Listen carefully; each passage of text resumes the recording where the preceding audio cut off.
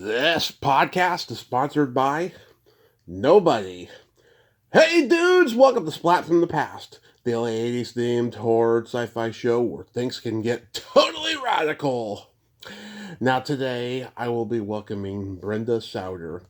Brenda was the bass player for the classic 80s alternative rock / new wave band the Feelies.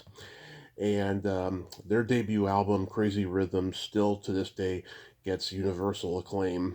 And it's a great, great album. They were such a groundbreaking band from New Jersey, and they played in the early New York new wave punk scene. It's going to be great to have her on today. The band was featured in one of my favorite 80s movies of all time, Something Wild, celebrating its 40th anniversary. It's a Jonathan Demme classic, and Jonathan Demme loved the Feelies.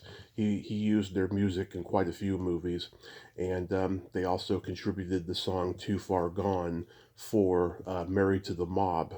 They got to do David Bowie's Fame, among a few other songs in Something Wild, and it's going to be great to have her on today. You know, she's also been a part of the Feely spin-off groups, the Tripes and Young Fu, and she had a band called Wild Carnation, which, by the way, I recommend that their 1994 album. It's a fantastic album of folk new wave. I just love it. And the band also contributed songs to Susan Seidelman's classic Smithereens. Yeah, this is going to be a great conversation today. I am just so looking forward to it. This month, like every February, it hasn't gone the way I thought it would, and it's a good thing. You know, I thought I was going to be doing lots of women in horror talks and rom-coms for Valentine's Day and Black History Month deep dive and all that stuff. And I probably still will. I mean, the month is still young, you know, but that's what I thought I was going to be doing within the first week. And next week, I got so many returning guests coming on to either nerd out or celebrate an anniversary. But nevertheless, it's fantastic. Just fantastic. So, yeah, here is my interview with Brenda Sauter.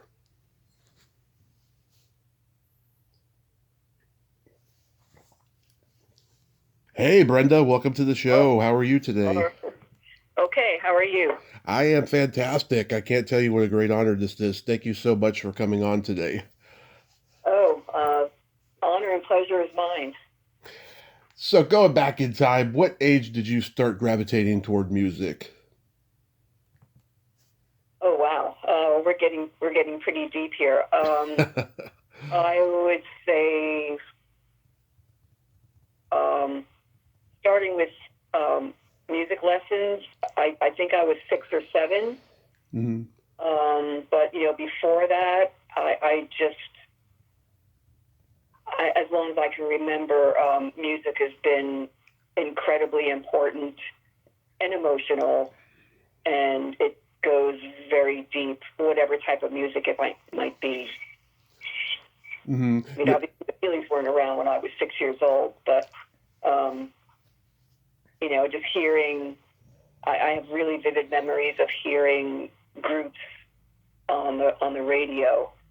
So, and I was trying to picture like what radio would I have even had, and then I recalled that I had a portable turntable with a built-in radio. It was beyond just hearing music in my parents' car. Yeah, your grandmother taught music, and your first instrument was violin. Actually, it was my aunt. Oh, your My aunt. aunt, I'm sorry. and yeah, who unfortunately passed away last year. Oh, I'm Um, sorry.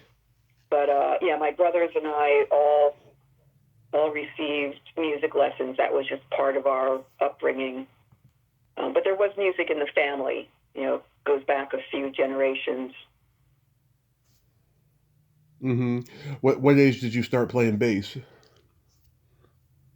I started playing bass out of necessity. I was probably about 20 because Hmm. I played guitar. I mean, piano and guitar were my basic instruments. And quick story is that I was in a band with no drummer and no bass player, and we did get a drummer, and it didn't last very long. I mean, I don't remember the whole timetable of it, but he basically said, I can't play in a band with all guitars, and he had a very good point. So I took up bass. But then by that point, the group had dissolved and he had moved on. But I was really intrigued by it, so I stuck with it. Took lessons for a while, and then my teacher said, "Go out and find a band," and that's what I did. It took a few years to find the right mix. Although, I mean, I should say that there were good friends that I played with initially. So when I say mix, I mean like a group that was a group of people that was already established, and I was lucky enough to be able to step into those groups. Yeah. Well, who are your bass playing influences? It's all over the place.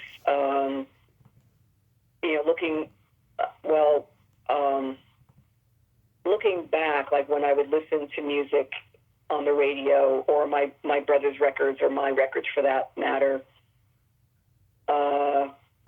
influences were the Who, Beatles, and I would say moody blues. Like lately, we've been kind of on a moody blues backtrack, and I don't know if you're a moody blues fan or not. I know there's some people who... Huge moody blues fan. What's that? I'm a huge moody blues fan. Okay. And now I understand why I was depressed so much as a teenager, because their music was there was some pretty heavy lyrics in there, and just the overall sound was pretty emotional. I mean, could really play on your emotions. So I think there's some John Lodge in there as well, and that's just after listening to the Moody Blues recently and thinking, I love the group, so how could there not be an influence there? But the most direct influence, so those are the bands I listened to, or some of the bands I listened to as a child, or like early teens, and listening, like when I was taking up the bass and going out to hear bands and listening and watching what they were doing, it was McVie and Fleetwood who were the biggest influence in my adult life. Because I could hear and feel what they were doing. Like there was a lot of, I don't know whether they thought about it much or they just played together like a dance. But I've always admired the play between like the kick drum and the bass parts. One of the great things about the bass is that you can be melodic and yet you're part of the rhythm. You can float back and forth. And I just, even though the parts in Fleetwood Mac might be simple or simpler, they were complex, I think, in the way that they work together. Right. Yeah, that progressive rock, especially since they incorporated elements of classical on Days of the Future Past album and stuff like that. They were pretty groundbreaking, ahead of their time. Yeah, absolutely. Do you remember the first album you ever bought with your own money? Yes, it was Tommy by The Who. I love it. I love it. What's one of my favorite albums too. Yeah, I've seen The Who live. They're great. Do you remember your first concert? No. I remember some concerts, but I don't remember what the first one was. Sorry. There were some. Okay. Some of the to because someone had a ticket. Mm-hmm. I think there was Pure Prairie League.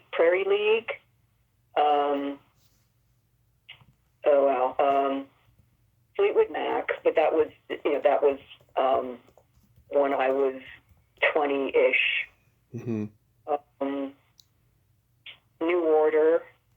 Oh. That would have been maybe mid-20s, after I had already joined the Feelies and the other Halden bands. But early on, Public Image. But again, that was mid-20s. I guess I didn't really go to many concerts as a teenager. Mm-hmm. Unlike, I know other Feelies members, they talk about going to Woodstock or, going into New York to see concerts. But I lived too far away from New York, I guess, at that point to even think about going to concerts. Yeah, you're the first person to ever bring up Pure Prairie League on here. That's a very obscure one. Very obscure. I think, and it was a double bill, but I don't remember what the other band was.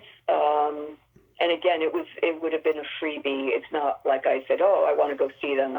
Someone was going, and I said, yeah, I'll go. Yeah, can't turn down a free concert. Yeah. You're born and raised in New Jersey? Yes, yeah, Jersey girl. And you grew up with 3 older brothers? Yes. And at a time when there were mostly all boy bands, you were pretty comfortable hanging out with the boys and you had mostly guy friends? Yes. I had, male and female friends. But yeah, having older brothers, and we all got along. I was just having a conversation with a brother, and we heard stories of other families where the older brothers would beat on the younger sisters, and that just never happened in my family. If anything, they would have been my champions. They would have, looked out for me, made sure I was okay. So I was very comfortable hanging out with guys. Always wanted to play their sports and just hang out with them. I'm sure it was uncool for them to have a little sister tag along, but I tried until I started to find my own friends and circles and interests. Yeah. My mom grew up with 2 older brothers, and she has 2 sons, which she's happy about. She's a total tomboy, and I've always hung out with the girls myself and stuff. Yeah, it's so much fun. Yeah. You attended art school? Where at? That was Ridgewood, New Jersey. There was an art school in Ridgewood with an annex in New York City. So most classes were in New Jersey, but then there were, some weekly trips to classes in New York. It was a pretty cool time, looking back, Mm-hmm. Yeah. Did you start drawing like early on? Was that the trajectory you were on before music? Yes, definitely drawing constantly. And that was probably at a younger age than music. But throughout my life, I've gone back and forth between art and music, and it seemed like it was like a 5-year cycle. Mm-hmm. So, for instance, before the Feelies went on tour, basically full time for the Feelies. That was '86 when we all left our day jobs. Yeah. And I had gotten a job in publishing in 1981. And so I had 5 years of a regular day job, 9 to 5 in publishing. And then I left that job to go out with the Feelies and, try to make a living as a musician.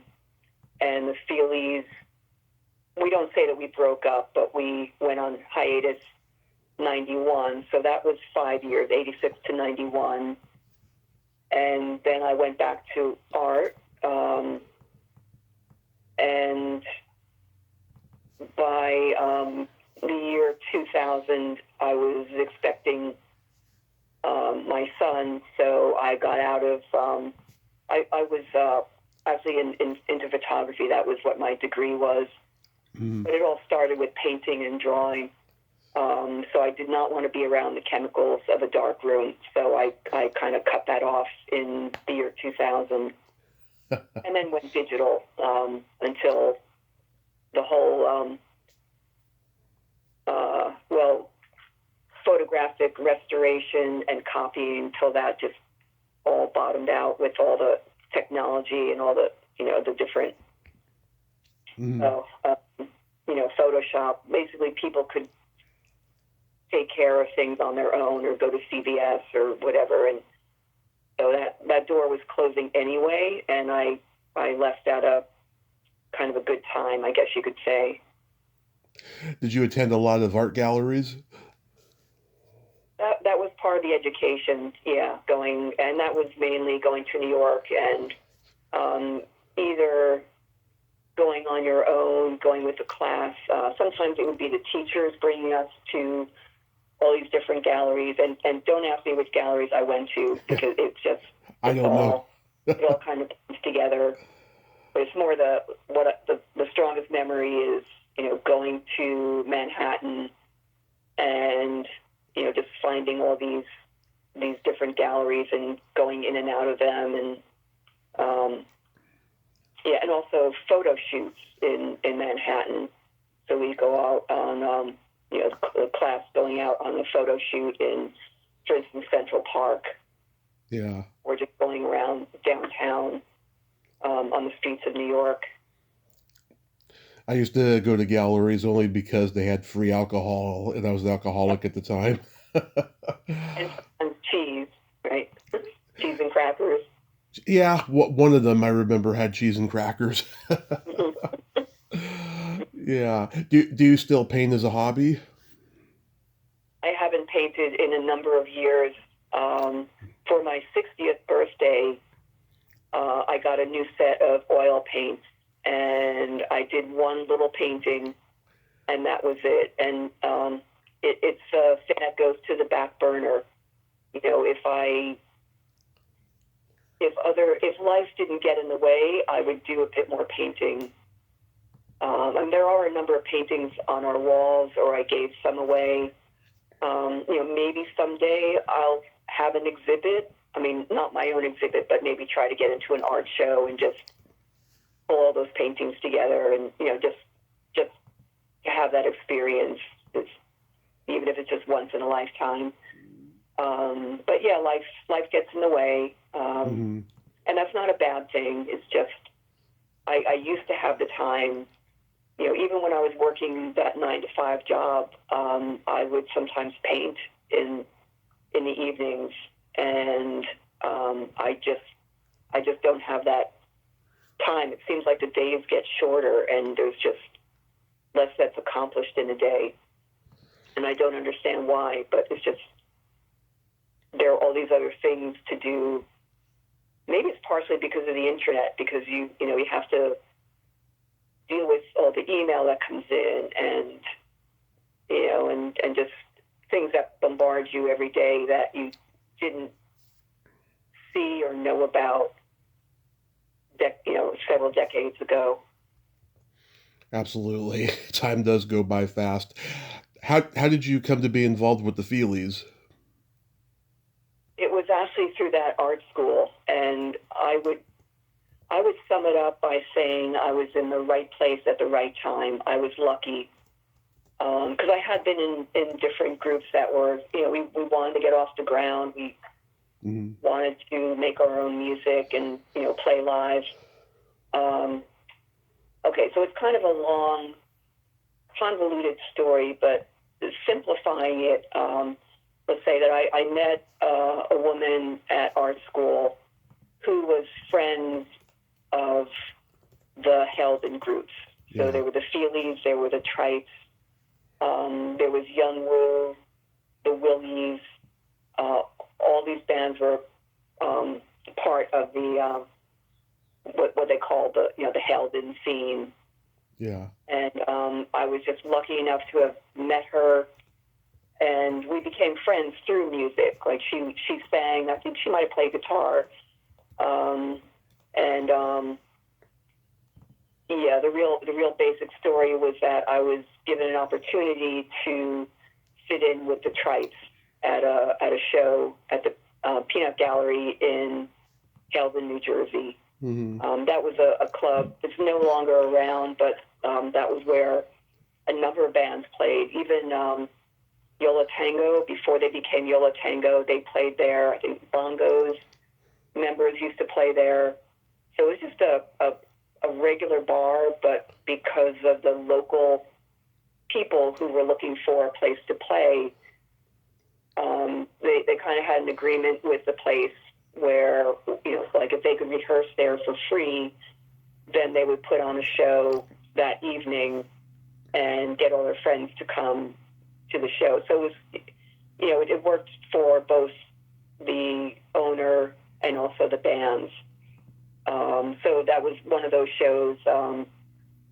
I got the opportunity to play with the Tribes. The Tribes did not have a bass player. And when I say I was lucky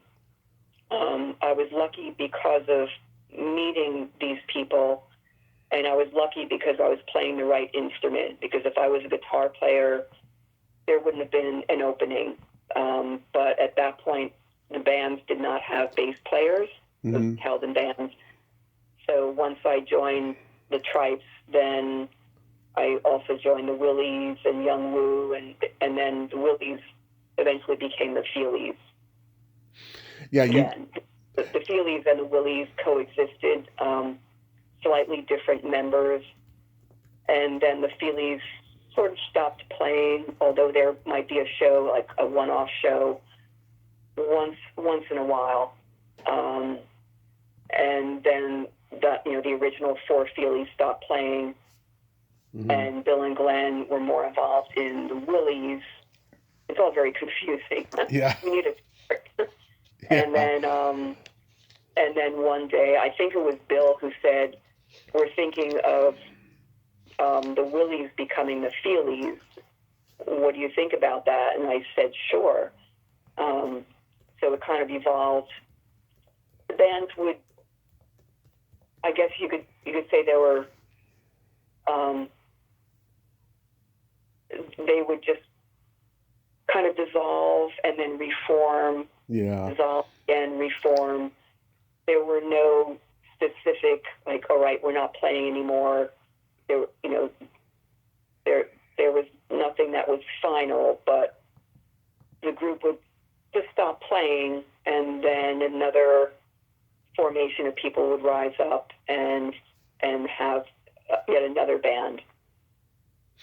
Yeah, you guys were influenced by the Beatles and Lou Reed, which is so ironic because Lou Reed notoriously hated the Beatles. Yeah, and I grew up. I forgot to mention earlier that folk was a huge part of my life. Yeah. So actually, when I was buying records, after buying the Who, then I went on a folk journey. Joan Baez was way up at the top. And in that type of music, there was a lot of guitar playing, and not really a strong bass presence. And then, Melanie, and so these kind of folky rock people. And, yeah, Lou Reed, I think the whole band actually hated the whole hippie, flower power scene. Mm-hmm. Did you guys ever play at CBGB? The Feelies did, but that was before my time. Oh, okay. Yeah. Yeah. Who are the other bands that you would see around when you guys were playing?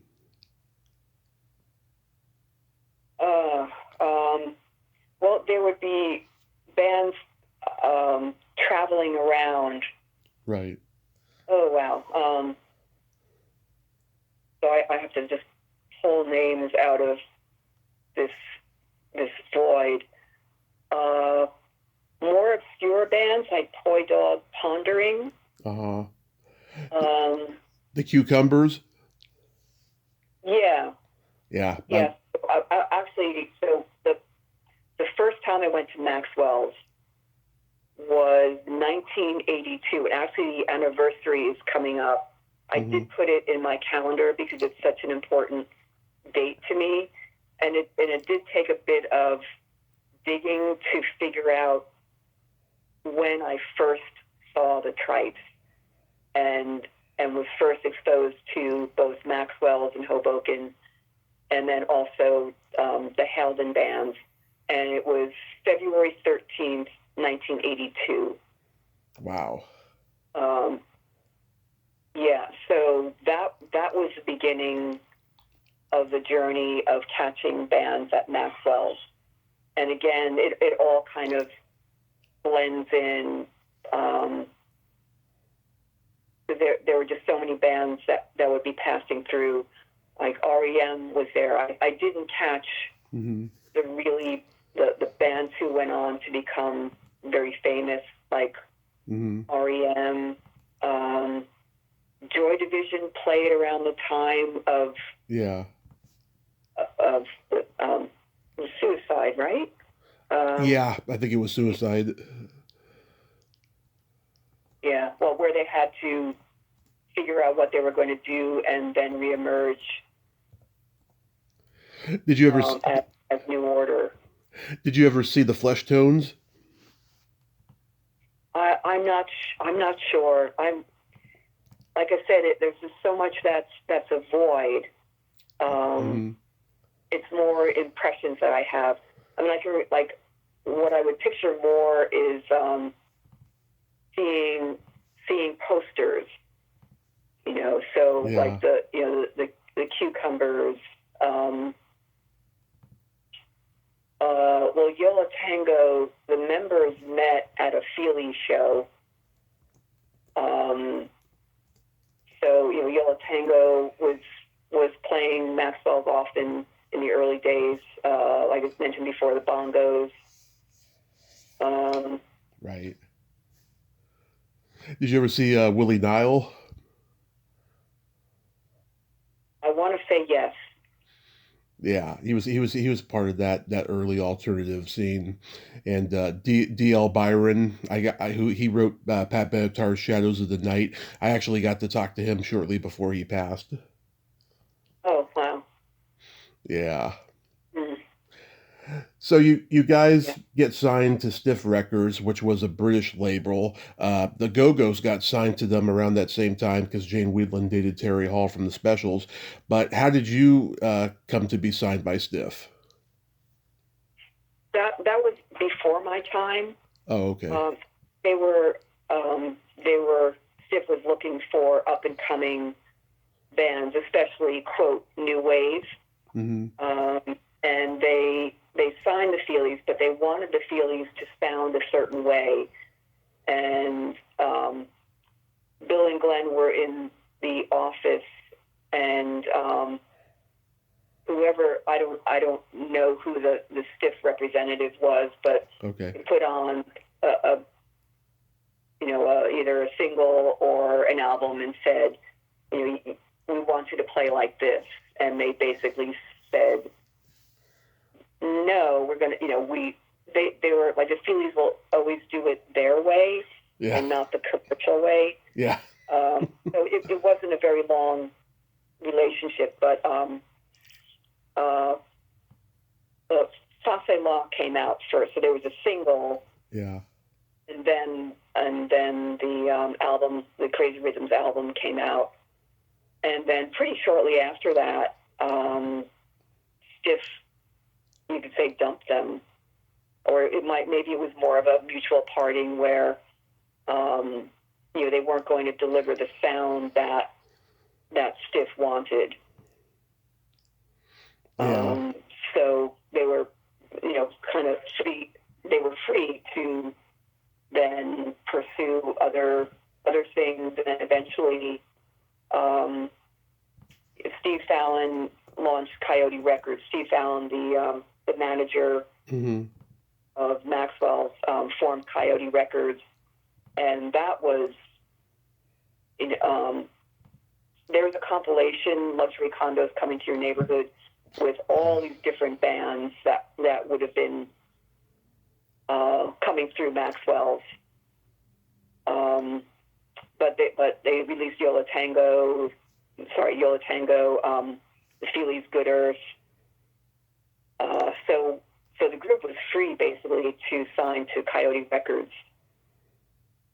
Yeah, I mean, when the album came out, I mean, it didn't get, universal commercial success, but like it became revered by your peers and music critics and so forth, and it still continues to do so to this day. I mean, aside from the fact that it's a great album, why do you think that it turned out so well and people love it? Which album? The Crazy Rhythms. Well, it was an influence. It was a different sound. Yeah. And like Bill or Glenn would describe it as not just being rock music, but representing sounds in the real world, like the pinging of something, or water dropping, or even fireworks. Like Raised Eyebrows, that whole drum part is based on fireworks. Like it's replicating what fireworks sound like. So a lot of sounds that would come through non-musical places, like the sounds that are around you on a daily basis. And if you listen, it sounds like there are these long pauses before songs, but if you crank up the volume, you'll hear all these different sounds. Yeah. Could be something that's almost like a washing machine, or tire spinning, or and it might have been the very clean sound of the album. I mean, a lot of work went into it, to get these specific sounds, like the drum sound and the guitar sounds. Yeah, I mean, I think at that time, no one had heard the so-called jingle pop since like the Byrds or even the Monkees when they were doing it. And this was so much more different and so much rawer and fresh. And of course, REM would later emulate it, But I think that the originality of the sound is why people love the record so much. Yeah, yeah. And are you familiar with Polyrock? Polyrock, no. Okay, they're an excellent band. They emerged around the same time as the Feelies. In fact, I could have my facts screwed up, but I believe Eno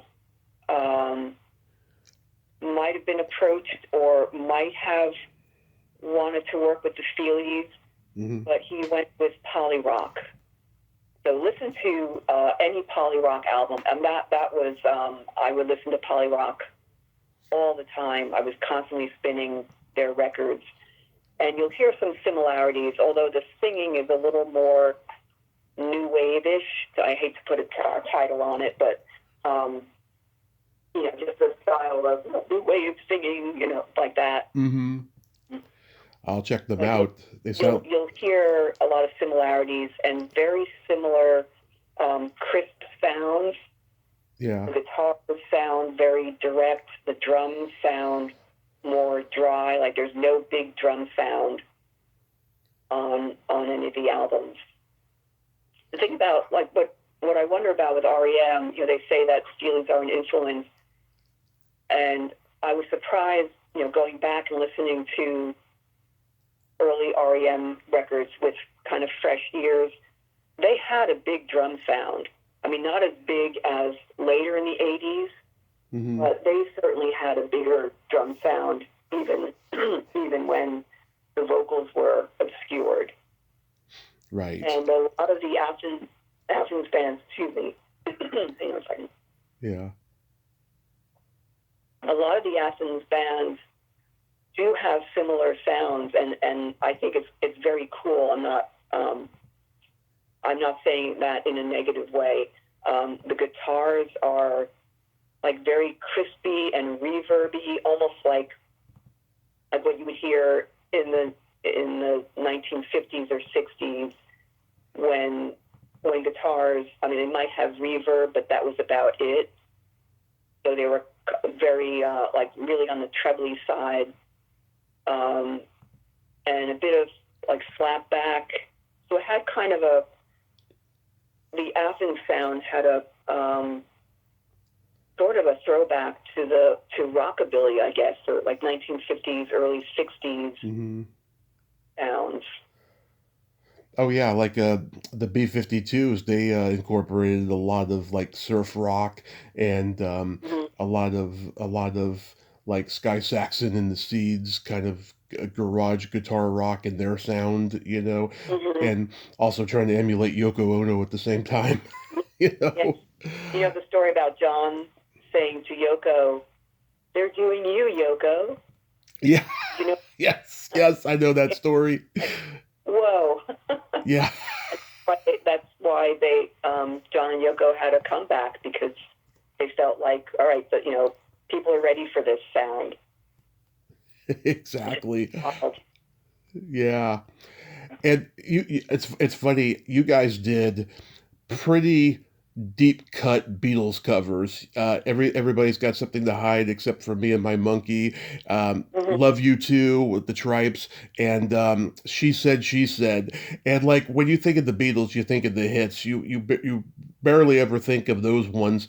Like was that intentional when you guys were covering them? I think it's just whatever. Like, I can't speak for Everybody's Got Something to Hide, because that was before my time. But I think we just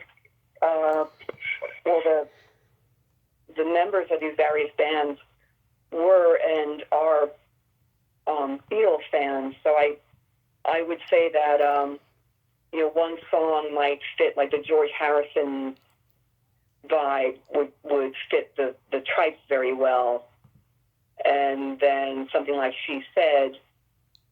I mean, I guess several of those bands could have done it, but that was a little more Feelies sound. I think each band might gravitate to certain aspects of the Beatles sound depending on the band and the instrumentation. Yeah, I personally do not like the George songs with the sitar. Like every time they come on, I start getting drowsy. I can't get through them. I always skip them. But I think you guys did a really good version of Love You Too. I like it much better than the original. Oh, okay, thanks. Yeah.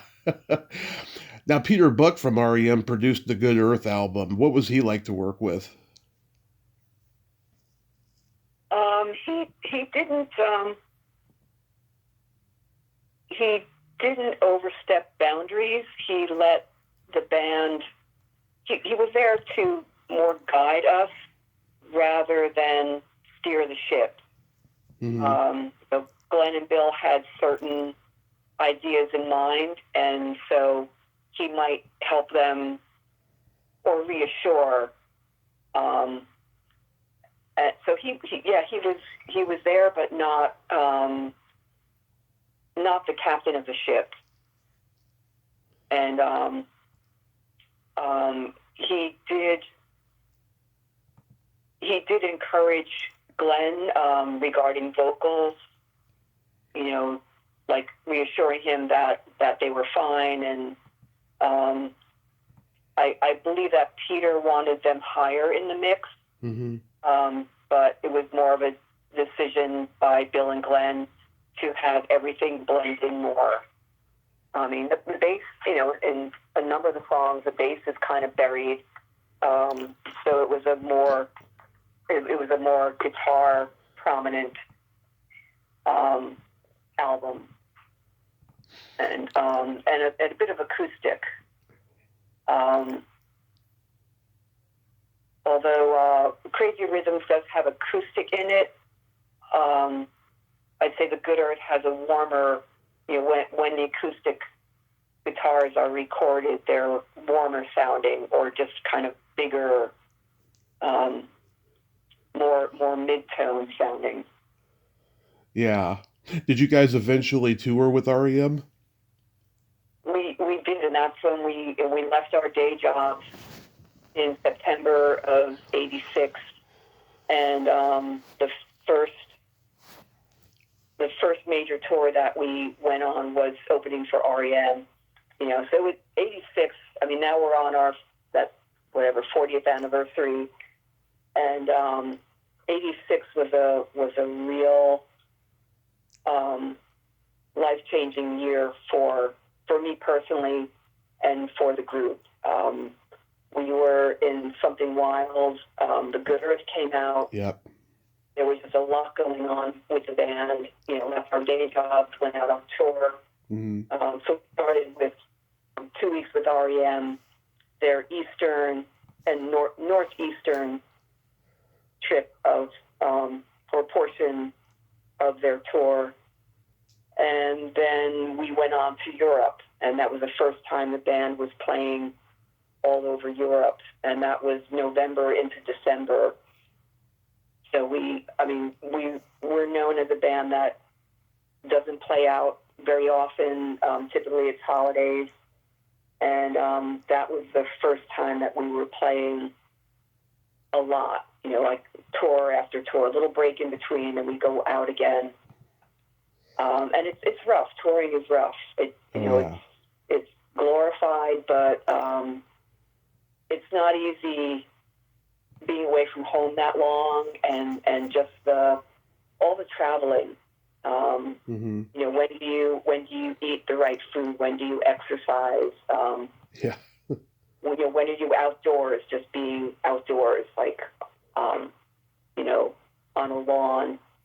It's a lot of time spent in clubs that don't have any windows.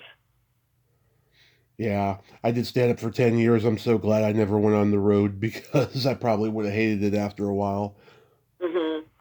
I totally get it. Before we get into Something Wild, I was curious.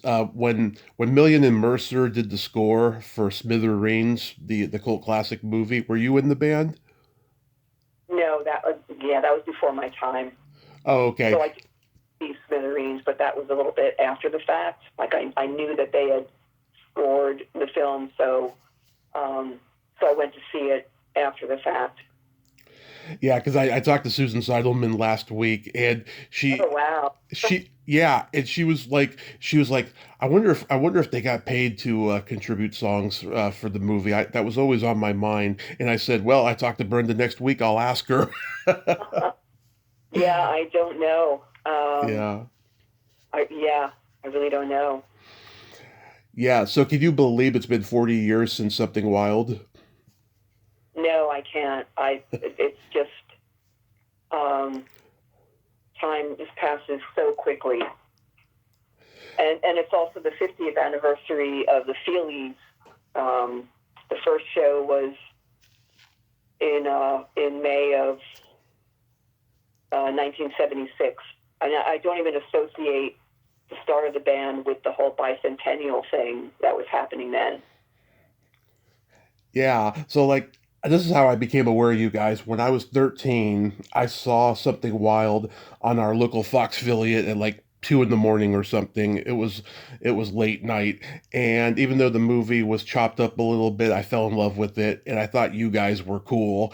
That reunion scene is just so awesome with your music playing in the background. So how did you guys come to be in it? Was Demi already a fan of you guys? He was. He became a fan of the band before I joined. So that the original, the Crazy Rhythm lineup went to to the West Coast for a couple shows, Mm-hmm. and Jonathan Demme came to one of the shows. So he was a fan. I'm not sure how he found out about the band. Maybe he just picked up the album, but he really had his pulse on the music scene as well as films. Mm-hmm. If anyone would know, anyone in the film business who would know about upcoming or these more underground bands. He would have been one of them. And he approached the band, said he loved the music, and I think there was some phone number exchanging after that, because I know that from time to time there'd be some contact between Jonathan and the band. And then so Something Wild was his first Orion picture film. And looking back, I mean, it's amazing the risk that he took with us, because he needed a band in the reunion scene. He could have chosen any number of bands, but he did want us to dress like kind of a fun way, and there are bands who would have embraced that. But the Feelies were just so introverted that we just said, no, we're not going to wear costumes. Yeah. Because he was looking for something, glitzy. Like when you go to see a band, they dress up, right? And that's never been the Feelies. If anything, we would dress down. And so we insisted on just being ourselves. And the fact that he went along with that and didn't just part ways with us is amazing. He stuck with us, mm-hmm. even though we again, in a very Feelies way, said, no, we need to do it our way. And we had a list of songs to choose from, so we needed to play songs that were popular in '76. Yeah. And so we chose from that list. Fame. Yes. Yeah. And we originally wanted to do the Rocky theme, but Stallone wouldn't give permission. So we could have done the Rocky, it would have been our own version, like faster. That's hilarious. I mean, that would have been, in fact, we did play it in rehearsing. Yeah. But got the word that we couldn't get permission. Apparently you need to get permission in order to put a song in a movie. Like, anyone can cover anybody's music when it's just audio. Yeah. But when it comes to, movies, visual, you need permission. Yeah. That's a weird dynamic. But I heard Demme say in the documentary interview that he told you guys to play something lighthearted when the scene began, but then turn all dark when Ray Liotta was introduced. Yes. And that the whole, again, such a big risk and a big step that he took, because that, like, he was articulating that, like, this was the scene, like, this was the scene of the movie where it's going to go from lighthearted to dark, and he wanted the Feelies in the midst of it, and it had to be during Loveless Love. Like, he had this vision of Loveless Love, and as the guitar first builds, like, that's when you see Ray Liotta. And it did work beautifully. I mean, like, sound-wise, we just look like ourselves, but then we kind of move to the background. We're not in the foreground anymore, even though the music continues. So that was a very specific scene that he wanted to, it had to be done just right. And that was a pivotal scene of the movie. So that was us playing live. What we would do is play live, and then there'd be playback where they would go for different angles. And there was someone there who was, a mixing engineer. So he just worked on the Feelies sound. He was dedicated to the 4-track, I'm not sure if it was 4-track. Well, reel-to-reel of recording the band while these scenes were being filmed. So they would get their broader shot, and then we'd have playback, and then we'd be lip-syncing as different angles were set up and shot. But it it was a little difficult for us to do Love Is Love with everyone in the reunion scene there and watching. So at some point, they gave everyone a break. All the actors and stand-ins were given a break, and we just recorded it. Very few people there. I don't even know if Jonathan was there, just to get the right feel without worrying about coordinating with the action. So we did perform it there, but it was a more controlled atmosphere. And then that was when we got the, I don't remember how many takes it took, but I don't think it was that many. I think it was just, maybe it was even just one or just a few. And then once we had that, then everyone came back, and then the filming continued. But it was all live performance. Yeah, that version of Fame is fantastic. It stays true to the original, just with no slick production, and of course Jeff Daniels moonwalks to it. Yes, and that was another scene where he's got to be showing off and trying to be cool at the reunion. So it was a real amazing experience being part of that film. And what I didn't realize at the time, I didn't realize until so there was a Jonathan Demme Film Fest in, maybe it's White Plains, it's north of New York City. They had a Jonathan Demme Film Fest in 2014, and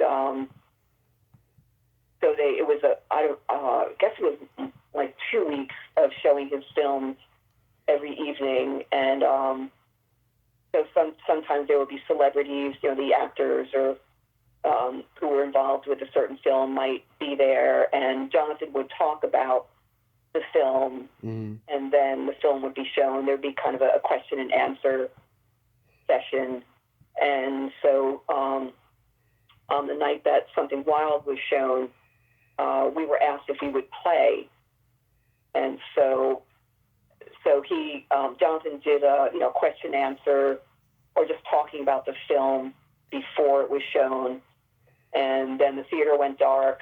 Mm-hmm. So the Jacob Burns Film Center. So we were asked to perform, and so there was a question answer, and also Jonathan talking about the film, and then the lights went down, and the film was shown, and then the band was going to play right after the showing of the film. So we could stay for most of the film, but then we had to go back and get our instruments ready and stuff. And then we played a few songs afterwards, and there are some photos from that evening. Mm-hmm. But he talked about how Something Wild was his baby. It was his first film on Orion. I guess he had been under the influence of other people, whether producers or film companies, and this was his first truly independent film. So he had a lot riding on this, and it was a success. It was popular. It did well, and then of course, within a few years, Silence of the Lambs just harvested all those Oscars. So we were really lucky to be part of that experience. And our portion was filmed in Quincy, Florida, mid-April, so April like 8th or so of 1986. We flew down to Florida, and we filmed for about 5 days or so. Yeah, I mean, Demme obviously loved you guys because, he directed your Away video. You guys did Too Far Gone for Married to the Mob, and then he put one of your songs in The Truth About Charlie. I mean, it must have just hit you guys hard when he passed. Yes, although at the film celebration in 2014, he didn't look well. Mm-hmm. And then, yeah, it was pretty shocking to read it, and knowing that was like the last time that we saw him, that there would be no more Jonathan Demme movies. We saw him, he used us playing Painted Black in Ricky,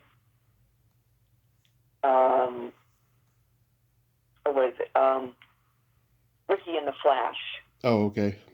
That, I don't know if that was his last movie, or at least it was one of his last movies. So we were invited to the screening of that, and we did see him.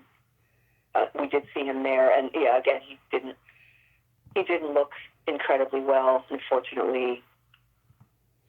Yeah. But yeah, a lovely man, full of energy, unbelievable energy. It definitely was his last movie.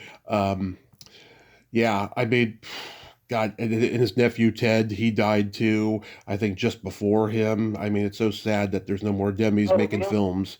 Yeah, it's sad. Uh, It's really sad. Yeah, that video he directed for Away, it's a nice little simple performance video, but because it's so stylish with the colors, it looks so much more, you know? yes, yeah, and that door with the ivy behind it, that was a total surprise on the filming day. So there's like this little trap door on the stage at Maxwell's, and I'm not sure why the film crew would have wanted to open that door. Maybe they were just looking for a different camera angle or something. And they opened the door, and there's all this green ivy. It's just incredible. You know, it was just so visual. Mm-hmm. And then the last scene, where we're walking towards the Hoboken train station, and that just has its own feel. The colors there are just really, really, yeah, really, really beautiful. But he had always wanted to make a film called The Night of the Living Feelies. Yeah. He didn't have the backing for it. He did get backing for Stop Making Sense, so the Talking Heads won that round. Oh, yeah. Unfortunately, he wasn't around long enough to do his Night of the Living Feelies film, but the Away video is a miniature version of it. And the movie, it was going to be a concert movie, like Stop Making Sense. And so when the audience comes in, they're really tired. So they're supposed to be zombies, actually, if the film had gotten off the ground. And then by the end of the concert, they're alive again. They're renewed. They're revitalized. So the Away video is a miniature version of that, where the people come in, they're just kind of standing. There aren't too many of them, maybe looking a little bored, and then the music gives them energy, and then by the end, they're dancing, Yeah. like crazy. Yeah. Too Far Gone. Oh my God, that is a toe wiggler of a tune. I love that tune. And Mm-hmm. that song sounds like it was influenced by the Seeds, was it? Not to my knowledge. I think the songs just come out. They just come out, and some of them can start as jams. Yeah. But not that I'm aware of. That would be a question for Glenn and Bill. Okay. And you had your band Wild Carnation. That album you did in '94. It's a killer album. You mentioned before your folk influence, so I can imagine when you had this band, you wanted to incorporate your folk influence. Yeah, and just being able to write lyrics. Well, thanks for knowing about Wild Carnation. I didn't know that you knew. I took a listen in preparation. I was like, damn, this is a great album. It's a gem, is what it is. Well, thank you. Lots of Rickenbackers on there, 6-string and 12-string. So yeah, the songwriting of Wild Carnation was Rich had a whole backlog of songs, just chords and some melodies, but his strength was tune-wise, and I did have some solo stuff that never got off the ground, things that I would just work on in my spare time on a 4-track, just demos that I worked on during the Feelies years, and then afterwards. So I had a little bit of a backlog of lyrics, and if something would come to mind, I'd jot it down in a book. So it was a really good mix of one person who feels comfortable coming up with chords, and for me, my struggle would be coming up with chords. Melodies come fairly easily, lyrics, but as far as what chords you start out with, that would just stop me in my tracks. I wouldn't get beyond maybe a little bit of a melody and lyrics. So when we met and got to know each other, it just seemed like, great, wow, okay, you have all these chords, can I take them and write lyrics and melody? And so that's how those songs came to be. So it was a pretty prolific time of writing songs, and that would have been like 1992, and for the next few years. And we got to go to Germany. We did a tour after Tricycle was released in Germany. So we had our American release, and then a European label picked up on it for distribution. So then we got distribution in Europe, and it was I think about 10 days in February of all times to go to Germany and tour, but it went well. It was looking back, it was again, it's not easy, but it's inspiring to play for audiences. Yeah, the Feelies are still together. Do you guys have any upcoming shows or music you could talk about? Yes, there are shows. It's not officially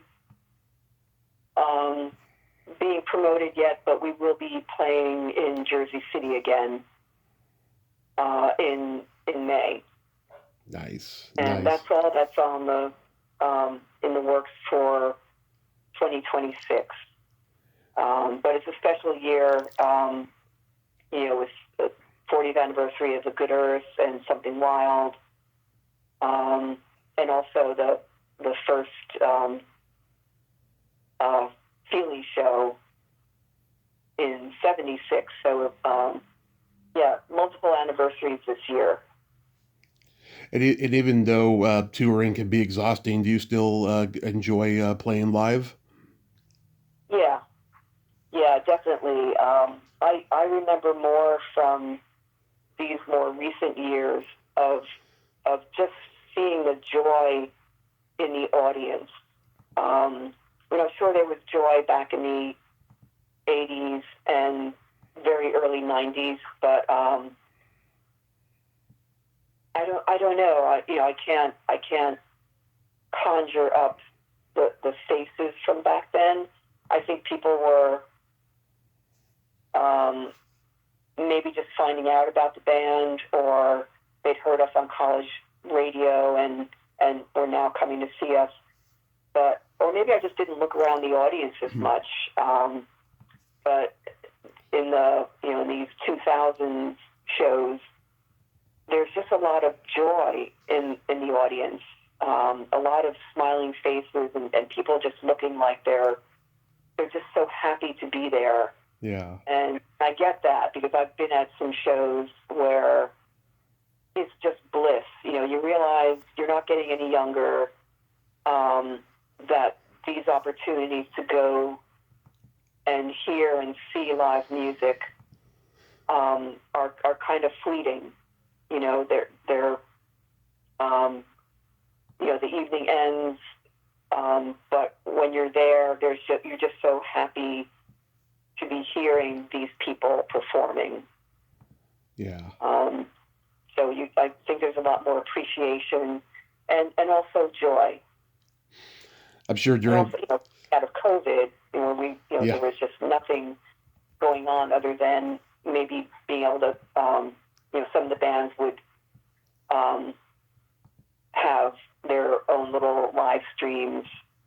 But then just to come back again and be in an audience and not be afraid, still good to wear a mask, but but it's, you just appreciate being around so many people, and you're gathered there for the purpose of experiencing music. Yeah, I'm sure during COVID you were like, "Oh God, it's all over for us. This is our bread and butter since we're not making money in record sales anymore." Right. And I don't know if this is ironic or, well, I guess this would just be coincidence. So back in 1991, I believe it was, maybe 1990, we were scheduled to play in Lancaster, Pennsylvania. And I saw a posting on Facebook showing a poster that says the Feelies, Lancaster, and I sent it around to the band and said, does anyone remember playing Lancaster? I have no memory of this. And everyone came back with, no, we never played there. And I was trying to figure out, why does this poster exist? It was a photograph of a poster from back then. And then figured out that I think I saw somewhere that we played in Philly. So probably what happened was that the show was moved. We probably needed a bigger venue, and whoever's promoting Lancaster would probably be the same promoter as Philadelphia. So most likely the show was moved to Philadelphia, and we did play that show. And then we were scheduled to play Lancaster in May of 2020. And at first we thought, well, things might get back to normal. And then we realized, no, and then there were, clubs were closing, and we all started to realize this isn't, things aren't going back to normal for a long time. So twice we were shut out of playing Lancaster, Pennsylvania. And that was just so weird. Right. And then, we're each all in our homes, and then the thought of playing on the stage just became so foreign and so strange that, it just became so difficult to imagine playing another show. Like, will we be able to play in 2 years after having not played? What will the whole club scene be like? And but obviously we're on the other side. But the live venues, they may not return to normal for a long time yet, because there are just so many new bands, excuse me, looking to get their start. There are the bands who have been playing for years, looking to continue playing, and there just aren't enough venues to go around. So there's just a lot of competition to play at venues, especially the better ones. Yeah, it's definitely in a weird headspace, but I mean, with all the bands that are touring now, it seems like it's going to pick up. Yeah, it is. You just, if you're not out on tour, or even if you are on tour, I think it's just more difficult to line up the shows because there are just so many bands, wanting the same venues. Right. So real quick, we got to play my secret silly game. This is a series of silly slumber party questions. It's no win or lose, just pure fun. And how the game works, Brenda, is I ask you the question.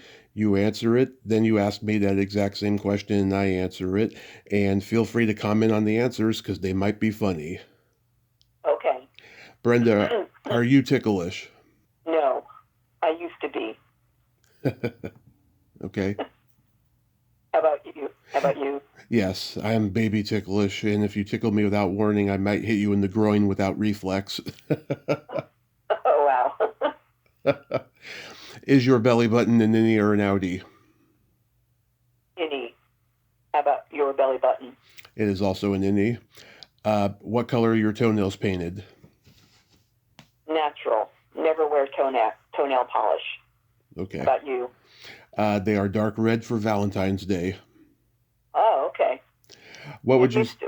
Huh? A teenager, I was into nail polish, and then I just, yeah, it was just something I just didn't have time to do anymore. Yeah. And plus, you had to fit the image of the Feelies, kind of just, Right. you know, morose angst rocker, kind of the kind of And thing. it wouldn't last long because it would just get worn off. What would you say is your best personality trait? Hmm. Um, Caring for people. That's How about sweet. yours? I'm a Gemini, so I have empathy and I have no filter. Okay, that's that's interesting. Yes. So filter as in I you don't shut it down. You just let it flow. Yeah, I mean I'm brutally honest. I do a lot of cursing generally, you know, depending on who I'm talking to and the situation and stuff like that. Um, Okay. Hard time swearing. yeah. I mean, if I'm really, really mad, the F word would come out, but it's rare. I have a total filter on that. So, sorry. You gotta do, you're a Jersey girl. But I'm surrounded by friends who swear, but it's just, and I don't fault them for it. That's how they communicate, and that's how they get their feelings out. Maybe I've got a lot of buried feelings that need to come out somehow. Maybe primal screaming or something. But yeah, it's hard. It's hard. It's hard to let down my guard and just swear. What is your guilty pleasure? Um, I don't think there's any pleasure to feel guilty about. I'd say chocolate and tea. Love it. How about you? Eating pizza and watching a raunchy sex comedy movie. Oh yeah. And then my favorite question, is there a stinky smell that just makes you gag? Uh, yeah. Well, I would say chemical pollution. Yeah. Different. There are different smells that fall under that category. So it could be anything from varnish to if you drive past the factory and they're spewing something. How about you? Either farts or feet. Oh, yeah. That would be up there. Yeah. The I guess I'd classics. add that to my response too. Mm. Yeah. Brenda, thank you so much for coming on today. And I hope you guys come to California. I'd love to see you guys play live in the future. Yes, and thank you to all the fans who keep asking us to travel. We hear you. It's just that unfortunately, we're not traveling these days. So yeah, my apologies for not being able to play out there at the Feelies. Yeah, you never know, but I doubt it. So I'm sorry to say that. Well, you have yourself a great 2026, a great rest of your day, and be safe out there. Okay, you too as well. Thank you so much. Thank you. Bye-bye. Okay, bye now. Well, there you have it. Brenda Sauter, ain't she a sweetheart? Oh my God. What a sweet, insightful lady. And yeah, she was fun there at the end with the Secret Silly game, in her own dry way, which is awesome. I loved her.